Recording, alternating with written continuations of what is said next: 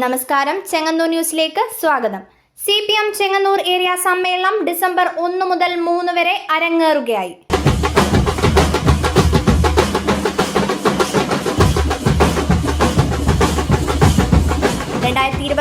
April മാസം തമിഴ്നാട്ടിലെ മധുരയിൽ വെച്ച് നടക്കുന്ന പാർട്ടി കോൺഗ്രസിന്റെ 24ാമത് സമ്മേളനത്തിന്റെ ഭാഗമായി കേരളത്തിലുടനീളം നേതൃയോഗങ്ങൾ നടന്നുവരുന്നു.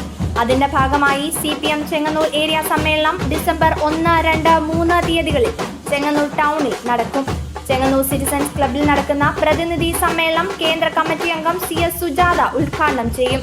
21 ഏരിയ കമ്മിറ്റി അംഗങ്ങളടക്കം 131 പ്രതിനിധികൾ പങ്കെടുക്കും. 3 വൈകിട്ട് മാർക്കറ്റ് ജംഗ്ഷനിൽ ചേരുന്ന പൊതുസമ്മേളനം മന്ത്രി സജി ചെറിയാൻ ഉദ്ഘാടനം ചെയ്യും. സമ്മേളനത്തിന് മുന്നോടിയായി ശനിയാഴ്ച വൈകിട്ട് 4-ന് പതാക കൊടിമര ജാഥകൾ തുടങ്ങും.